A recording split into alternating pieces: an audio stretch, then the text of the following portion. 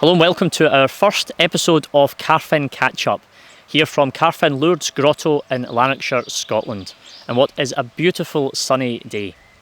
At the end of last year we heard the sad news that due to ill health, Fr McGachey was stepping down as parish priest of St Francis Saviour Carfin and as guardian of the grotto here. We then later heard at the beginning of 2020 that Father James Grant had been appointed to Carfin Grotto. It's been a crazy start to 2020 and the last few months have been very busy here at Carfin, but this is the first opportunity we've had to sit down with Father Grant and discuss his thoughts on being appointed to Carfin and his vision for the future. So Father, thanks for joining us out here in Carfin Grotto. Excuse the glasses, Brian, but it's the sun's in my eyes. The sun's in your eyes, you're giving the cool priest look today anyway. So, if I can first of all, Father, take you back to the beginning of 2020, or whenever the news came through from Bishop told to yourself that you were appointed to Carfin Grotto, how did you feel about that at the time? Well, as you know, I had 23 very happy years in Holy Family Moss End, and then I was asked to take on this role of Secretary to the Bishops' Conference, and only started that role on the 2nd of February last year.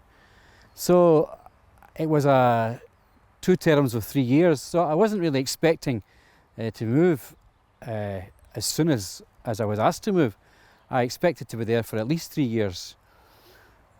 So it came a wee bit of a surprise after the bishops had met for their December meeting. They have a session which is called an in-camera session where they're just themselves and they discuss things. And it was after that in-camera session that Bishop Toll approached me and asked me, in the light of Father McGachey's resignation, would I be willing to move again for the second time in a year to Carfin Grotto. So I very willingly accepted the challenge because I've always had a great fondness for the grotto. I was brought up here a few miles away from the grotto, so the grotto has always featured very much in my spiritual life as a child, as a teenager, and also as a priest. So I was very happy to accept the great privilege it is to become parish priest here and guardian of the grotto. It wasn't something that I asked for, but I was very sorry that the circumstances in which I had to take over were such that Father McGachey had been ill. So I want to pay I want to place on record my great appreciation for all the work that he did in his time here as parish priest in St Francis Saviour's and looking after the grotto, which, as you can see, is in pristine condition. Many people actually have asked Father online in comments about Father McGachey now. Have you heard from him? Do you know how he's doing? I've corresponded with him once by email, but there's a parishioner here who's in more contact with him than I am. He's recovering. He's made a substantial recovery, I believe. He's relaxing. He's doing things that he likes doing. He's working in his garden, his mother's garden. So he's progressing. I think, according to what I hear, the thing that he worries more about is that his speech hasn't come back as fully as he would have expected it to. But that very possibly will just come back in time. But I think he's in a much better place than he was earlier. Got a much more positive outlook. He's feeling better within himself. And please God, we'll hope to see him back in the diocese one day in some position of responsibility. Yes, we're very, very glad to hear that he's doing a lot better, and I'm sure a lot of people watching today will be glad to hear that he's doing well. A big shout out for Father McGachey. Yeah. So obviously for the last few months, or your first few months here at Carfin, things have been far from normal during the lockdown and all the restrictions that are in place. How have you been coping yourself with the restrictions and things being so different here at Carfin?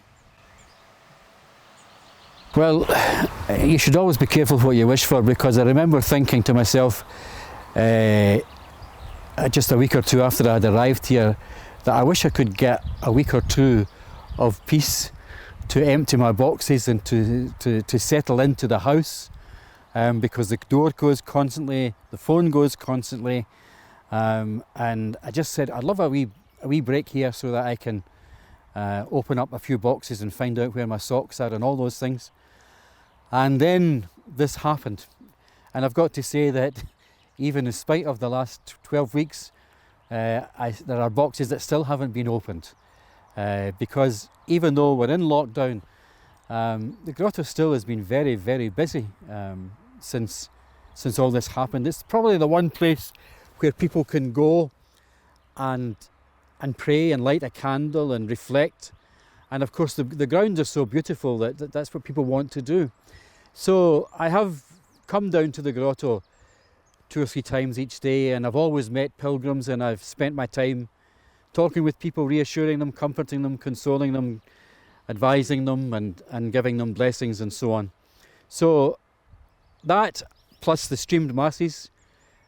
Technology is not my strong point, so it takes me a lot longer to put all that together than it would someone who was more up to speed and all of that. So choosing hymns, downloading them, etc., putting all that together takes up a wee bit of my time, plus coming down to the grotto here and meeting with people. So in one sense I'm very privileged in, that I have got this space.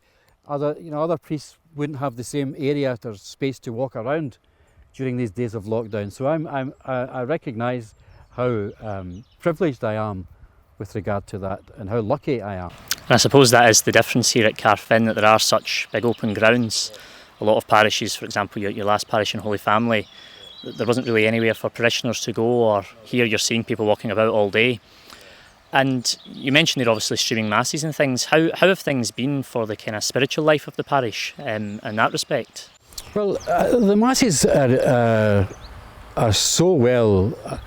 Attend is not probably the right word, but they're watched by huge crowds. We only know the number of homes, if you like, that watch, and our weekday masses are watched by about 500 homes. Now, you could add 1 or 2 or 3 people onto that who are perhaps watching from the same home.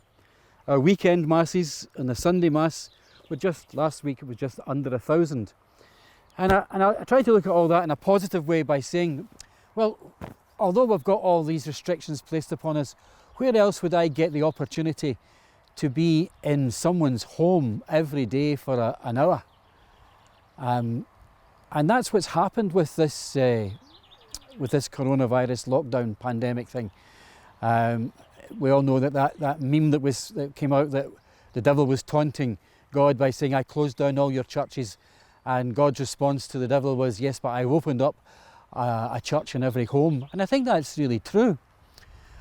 So in one sense, I think people's spiritual lives are continuing, even though they're not able to go to worship or to attend Mass or receive Holy Communion.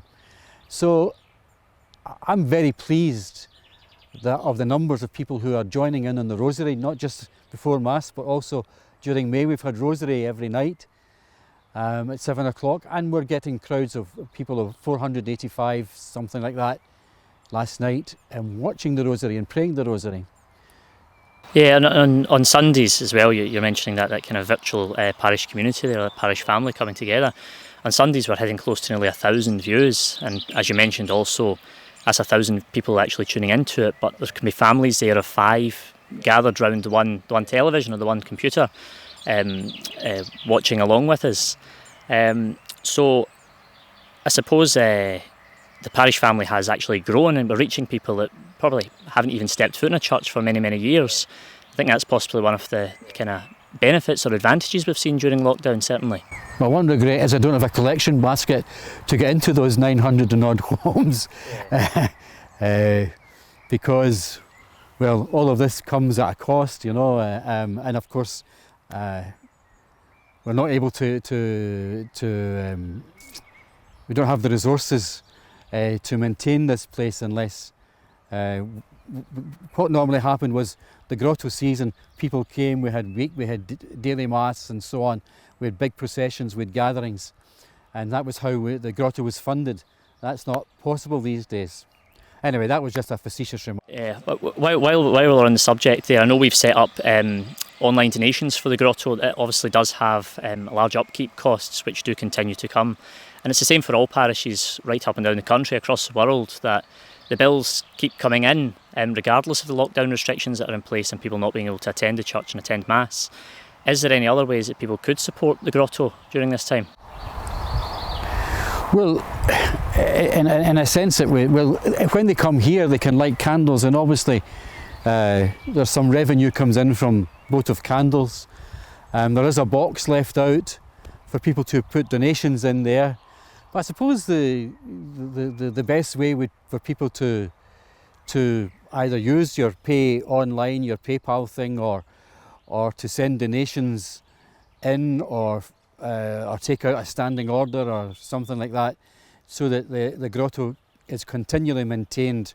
But I can't complain too much. The parishioners here in Carfin have been very good at putting in their weekly envelopes, so we're not quite reduced to the spam sandwiches yet. But not there's anything wrong with spam sandwiches, but we're surviving so far. Yeah.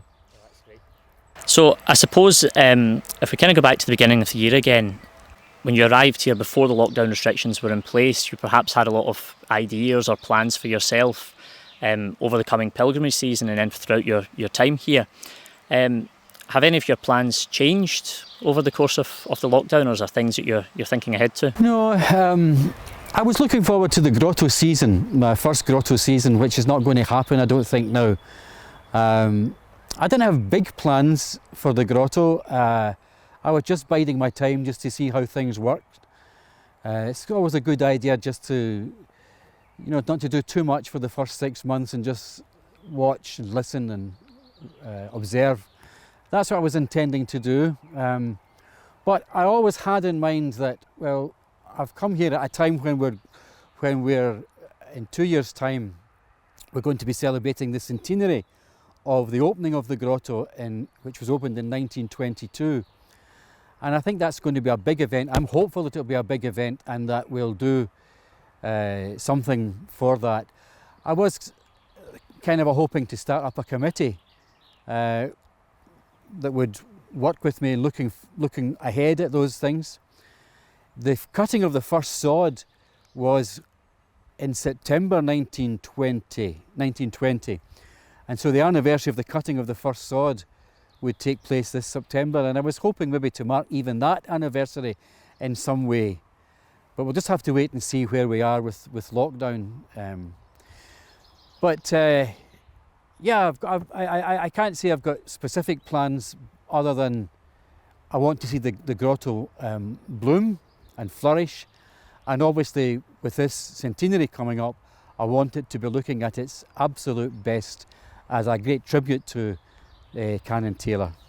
But one of the things that possibly ties in with that a lot of people have asking about over the course of the last few months is the pilgrimage centre. Is there any plans to get that up and running again in the future? Yeah, I was hopeful that we would open it up again. I was very hopeful because I've always maintained that the pilgrimage centre is part of the whole grotto experience. It's part of hospitality which the grotto extends to pilgrims, and it's a very necessary part of the pilgrimage experience.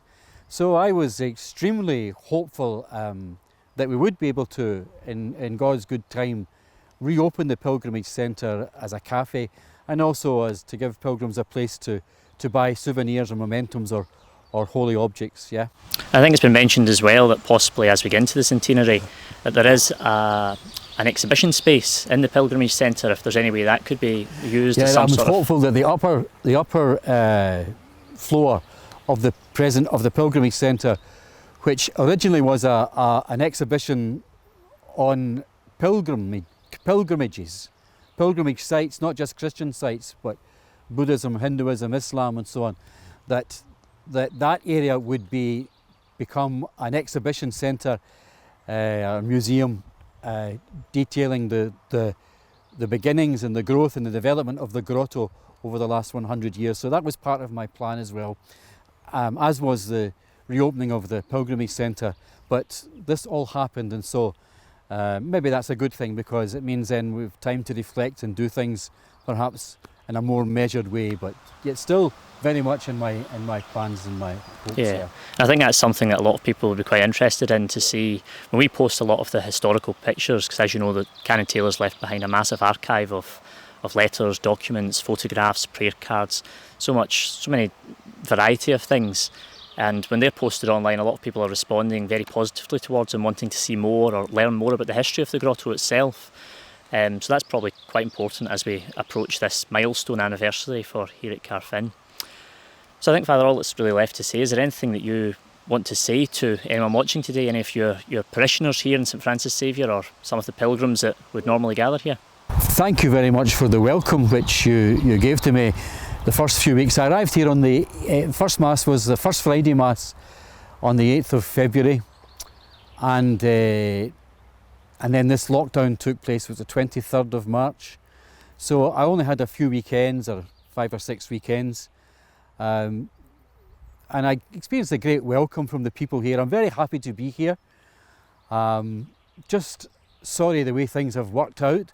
Although one of the things I was thinking about as well was that although I haven't had time really to get to know the parishioners, in one sense those who watch the streamed masses and rosaries and so on from the grotto, who are watching this for example, they are perhaps getting an opportunity to know me. And so that when all this lockdown eases a bit and when things we come back to some form of normality, they'll perhaps have a better idea of who I am and what I'm like and so on than I will of them. Whether that's a good thing or a bad thing, I'm trying to present a very positive image these days. So we'll hopefully keep that up anyway for the time being. Yeah, well, thanks very much, Father, for joining us on this welcome. beautiful day here at Carfin. So thank you everyone for watching, and please tune in again, and you can watch all of our live services over the coming weeks on our Facebook page. Thank you.